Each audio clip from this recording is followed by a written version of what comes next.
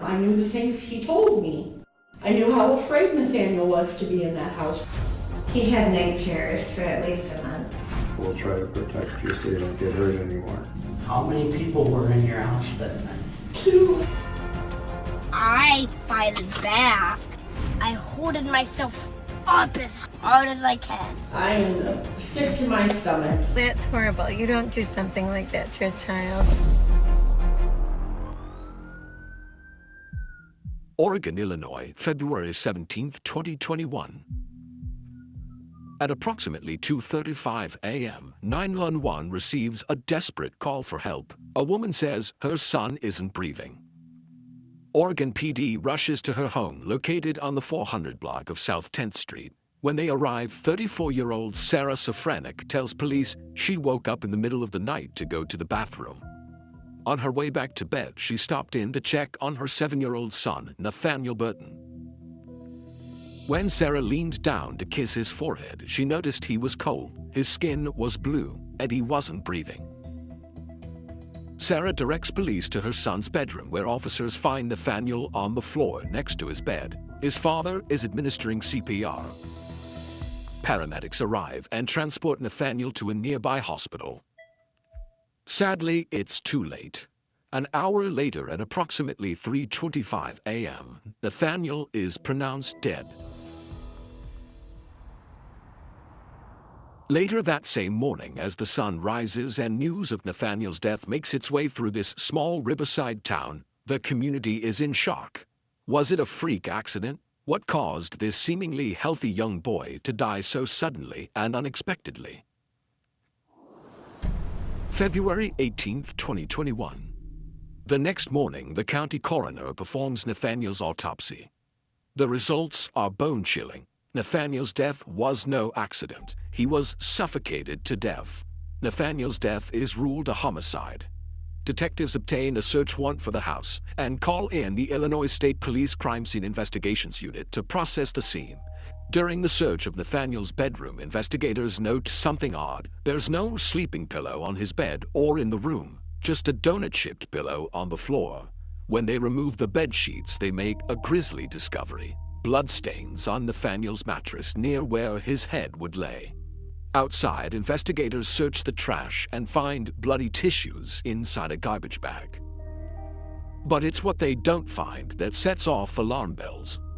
There's no evidence of a break-in or an intruder. The only 2 people in the house when Nathaniel was murdered were his mother and his father. I want to make sure you understand your rights here before you talk to me, okay? Because you don't have to talk to me.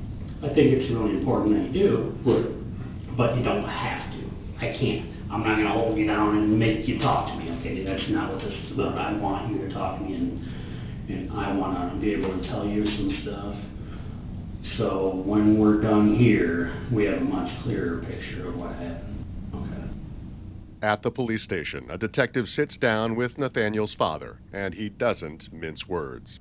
Okay, so your son was suffocated, okay?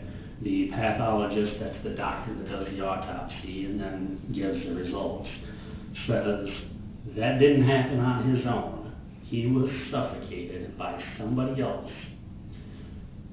There's only you and Sarah in that house. Let me ask you first, did you suffocate your son? No. Okay, so you are in an incredibly tough position right now. Okay, you're here in this spot in between your wife that you love and your dead son.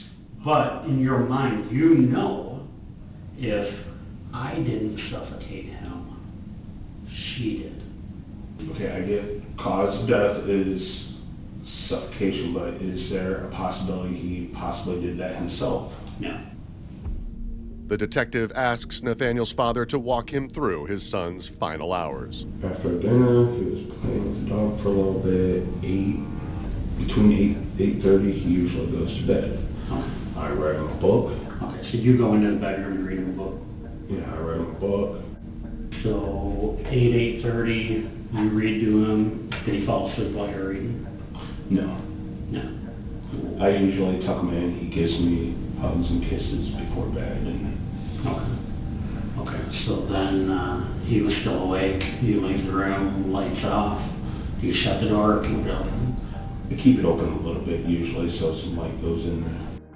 After he said goodnight to his son, Nathaniel's father joined Sarah in the living room and they watched TV together. Around 9 p.m., he says he left Sarah in the living room and went to bed. So then, you go in, you go to bed, you fall asleep, 9:30, somewhere around there.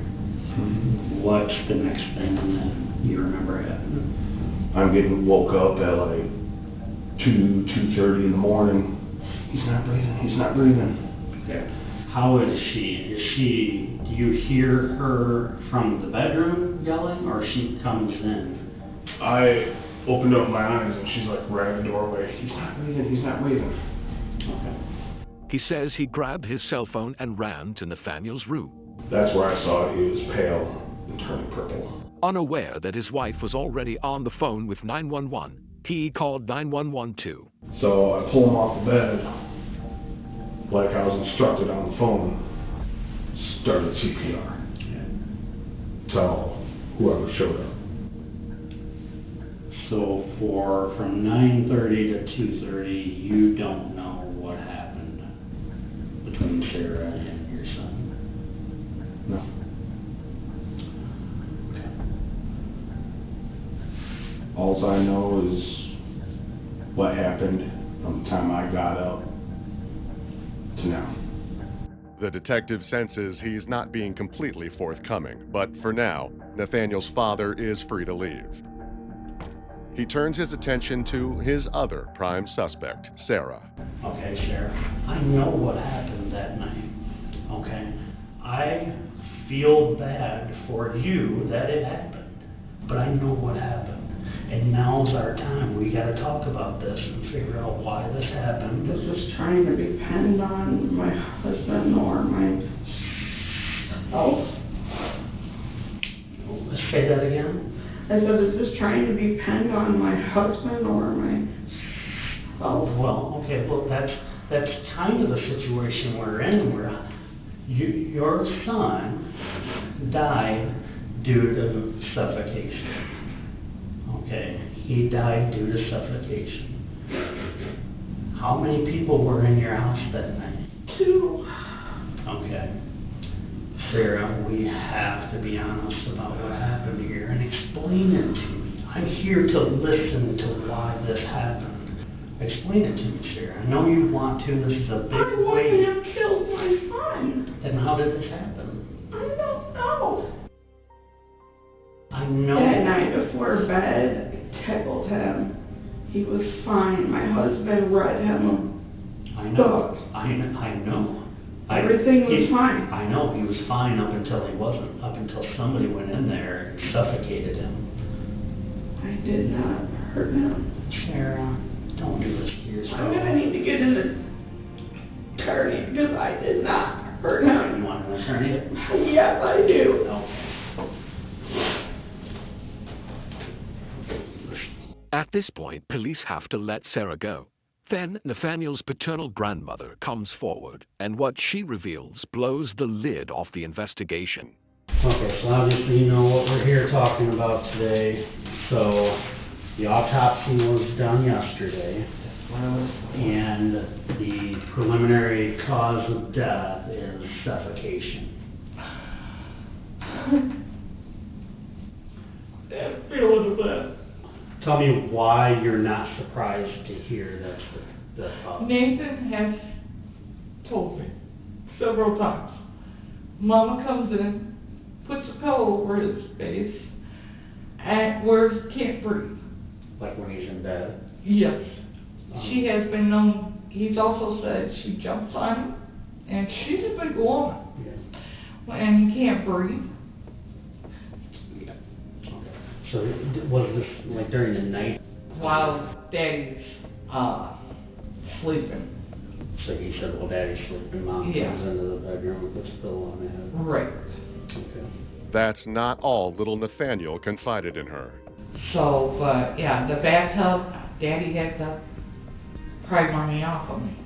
because she was trying to drown. That was in the bathtub? Yes. He had to pull her off him when she was holding him under the water in the bathtub? The violence didn't end there. I was in the bathroom with Nathan, black and blue marks. And I went flying out. Where were the black and blue marks? All over his back. Nathaniel's grandmother says she told her son about seeing the bruises on Nathaniel's back, and she confronted him about the bathtub incident. So when you confronted him, he told me you had to pull Sarah off of him. He said, yeah, I did. Yeah. Did you, what happened from there? Nothing. Then he mentioned it to Sarah, and Sarah got mad, and she denies everything. Was DCFS told about that? We would report everything and they blow it up. I had called the hotline. They told me if it's not seriously injured or hospitalized, they couldn't do nothing. The detective notes that her son never mentioned these incidents to him in his police interview. So I interviewed him yesterday. It was kind of like he didn't know anything. How can we get to admit more of this stuff that he knew about? Tell you the truth, he is scared of her. Do you have any doubt in your mind what happened? I'm positive she did it. And you were concerned it was going to happen before it happened? Right. And he kind of told you, Nathan himself told you it was going to happen, almost the exact same thing that happened? He's even told me several times, Mama doesn't want me. When police meet with Sarah's own mother, she gives a statement that is just as direct and damning. I love Sarah, but I'm furious, man. That's my grandson. And you're furious because you believe she killed her son. You know what? I knew she did it before the coroner called and told me he was suffocated. I knew it. He said, sometimes Mommy comes in the room and she sits by me like she's smothering me. And I said, what do you mean? He said, sometimes with the pillow. He said, sometimes she's got a blanket around her and she leans on him. And I said, well, do you get up? And he's like, yeah, I get up and I yell. And so he was terrified to be there with her. He made comments that he thought she was going to smother him. Yeah, he told me straight up. He's like, she's going to smother me or drown me one day. I knew how she treated him. I knew the things he told me. I knew how afraid Nathaniel was to be in that house with her. I knew when I called DCFS last year trying to get him out of that house, and they didn't do anything. Okay, so safe to say at this point you had no doubt that it was Sarah. I am sick to my stomach. I literally threw up yesterday. I am sick knowing that my child finally did what we thought she'd do. I don't think she hated him, but he was a burden to her. Yeah. So if she did kill him, you think that's why, just because she saw him as a burden? I don't know. As the focus of their investigation quickly narrows in on Sarah, detectives learn she has a history of mental health issues and prescription drug and alcohol abuse. They also look into the claims made by Nathaniel's grandmothers that they and others had flagged his abuse to Illinois' Department of Children and Family Services.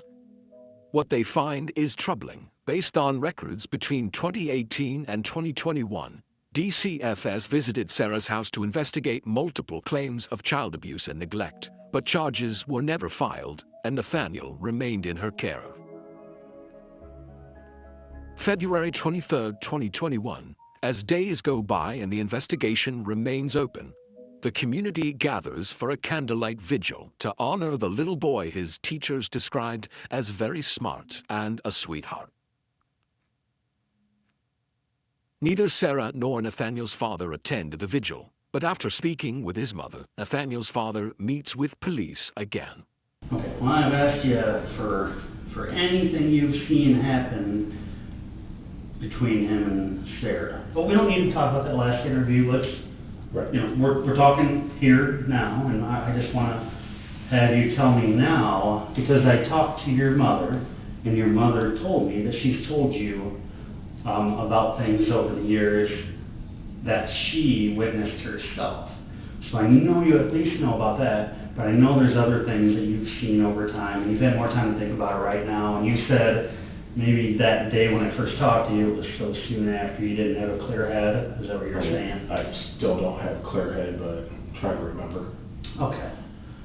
So what I brought up was that incident where you guys, Nathaniel had gone to your mom's, and your mom, she said that when she saw him, he had bruises on his back. Yeah. Okay. And can you tell me, you know about that? Yes. Okay. Tell me Exactly. what I don't know. I don't really remember what it was all about. About how but long ago do you think it was? I was saying maybe a couple years back. Maybe a couple of years. Yeah. Okay, so tell me what happened. Basically, hit him with her cane. I had to pull her off. She was hitting him, where was she hitting him? Back. On the back. Yeah. And she was using her cane. Yeah. Where was that happening at? In the living room. And do you know why at that time? I'm not sure what it was all about. Where was he standing or laying or? He was starting to crouch over, and I just happened to walk in. I think I was coming out of the bathroom at the time, and I literally had to pull her off. So she was hitting him with the cane in the back? Yeah. And you grabbed her and made her stop? Yeah. So, what was Nathaniel saying or doing while she was hitting him in the back? Please stop, please stop. So, okay, so the incidents we've talked about here, you're aware of her hitting him in the back with the cane. You described the situation. Your mom told you that Nathaniel said she held him under the water of the tub. Okay. What about when he has told her that she smothers him, puts a pillow over his head? What did she told you about that? That, no. I don't believe she has, but the more I think about things, I'm sure they will pop up. Despite admitting that he witnessed Sarah harm Nathaniel on multiple occasions, Nathaniel's father still expresses doubts about her guilt. You never, after seeing all this, hearing all this, you never thought that something's not right here. I knew there was riffraff. Yes, I never thought she would have killed our son. Personally, I don't know how true that is. I know you're saying it's true. Hard for me to believe it right now. Why? Tell me a reason why you can't believe it. Because all this time I thought she was just playing with him. As Nathaniel's father remains in denial about his wife's potential guilt, police get a tip. An employee at a nearby car wash that Sarah frequents has discovered a pillow inside a dumpster. Police retrieve the pillow and send it off for forensic testing. They also obtain surveillance video from the car wash, hoping it might show who dumped the pillow and when. What starts out as a promising lead ends in disappointment. The video gives them nothing. Whoever dumped the pillow wasn't caught on tape, and there's no forensic evidence on the pillow that conclusively ties it to Nathaniel's death. Despite these dead ends, detectives are convinced Sarah is their killer, as they continue interviewing witnesses and building their case against her. A conversation with Nathaniel's godmother yields new disturbing details and new evidence. Sorry, I feel like I'm gonna throw up. And like I said, I know this is not an easy thing to talk about. So if you need to step out, all you gotta do is just let me know, okay? The door is not locked, we'll just go right out there, okay? Yeah. Nathaniel's godmother says she first came to know Sarah and her family through church. In 2014, less than a year after Sarah gave birth to Nathaniel, his daycare reported her to DCFS. So the godmother and her husband, Nathaniel's godfather, stepped in and offered to foster him. How old was he at the He was time? 5 months old. He was 5 months old. They also told us that the daycare had even told them that he had no signs of bonding with anyone. He was showing signs of neglect. There was a disconnect with, he had just never bonded with anyone. There was emotional, signs of neglect because of that. When Nathaniel was placed in their care, physical signs of neglect were visibly evident. He had scratches on his body and a large egg-sized lump on the back of his head. There were other signs, too. He would just scream and scream when he muttered his bottle. Then just scream like he would never done eat again. At one point, with Sarah and her mother's blessing, his godparents attempted to gain custody of Nathaniel. However, a judge eventually ended up awarding sole custody to Nathaniel's father, who was living with his own mother at the time.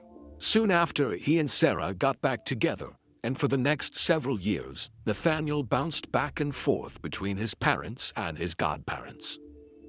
When we get Nathaniel back, he had night terrors for at least a month. He would wake up in the middle of the night just screaming and screaming and screaming, and we'd have to calm him down. Nathaniel's godmother describes in heart-wrenching detail what it was like handing Nathaniel back over to his parents. Way before this, we would start taking him back, and he figured the route and knew where he was going, and he'd start screaming in the car. I mean, when he was little. And we're crying, and we get him to the house, and Sarah's like crying because we can't even get him out of the seat because he won't let us unbuckle it. Cell phone videos she filmed of Nathaniel describing some of the abuse he suffered at the hands of his mother. So tell me that again. She did what? You were in the bathtub already? Yeah. And you already had water going? I turned it off. Yeah. And then what? She came in there? Yeah, and she tried to get me to not breathe. How? She grabbed my neck and she tried to put my head underwater.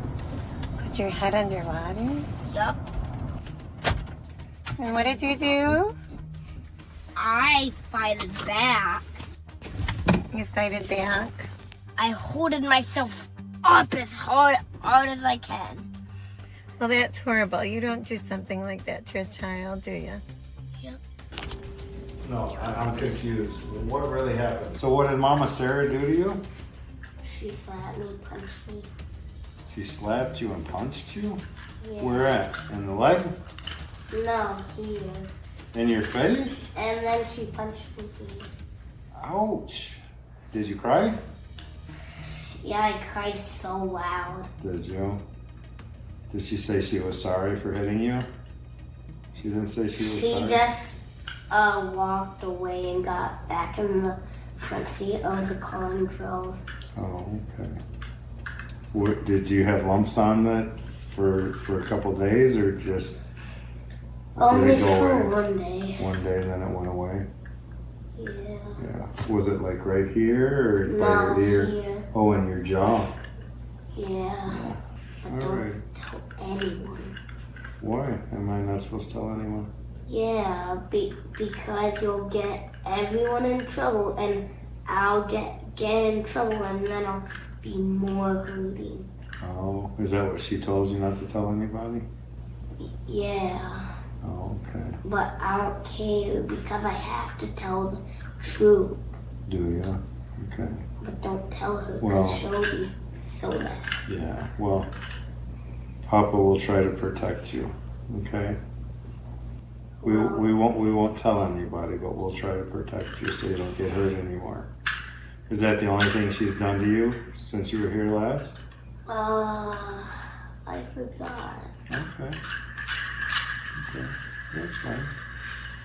Well, we'll just have to pray, and hopefully Jesus will get you here sooner than later, right? Because he's working it out, right? Is he working it out? Never. He's never going to work it out. Well, you know Mom and Papa love you though, right? And we don't hit on you. Do you like it here? You like being here? Wow. Do you like being here or no? Obviously. Obviously. The videos are undeniably incriminating, but there's more jaw-dropping evidence to come. During their Search of the crime scene, police seized Sarah's cell phone. In March of 2021, police manually search her phone, and what they find in her Google search history becomes the nail in her coffin. On April 21st, 2021, the state of Illinois charges 34-year-old Sarah Safranek with 5 counts of first-degree murder and 1 count of aggravated battery to a child in connection with her son's death. Her bail is set at $2 million. Despite questions surrounding whether he knew his wife was violent and abusive towards their son, prosecutors opt not to pursue any charges against Nathaniel's father. Unable to make bail, Sarah remains in jail awaiting trial. Despite the mountain of evidence stacked against her, she maintains her innocence. In May of 2021, she writes a letter to one of the detectives stating, "You have the wrong person in custody." She points the finger at Nathaniel's father and says, "My children are my world. I did not kill my son." 4 years after Nathaniel's death, she changes her tune. On November 15, 2025, Sarah Safranek pleads guilty to murdering her son. A judge sentences her to 35 years in prison, followed by 3 years of mandatory supervised release. Finally, there is justice for Nathaniel Burton. But it's a hollow victory. His life was the price paid for it. For years, Nathaniel pleaded for help. He even predicted his own cruel fate. In the end, no one came to save him.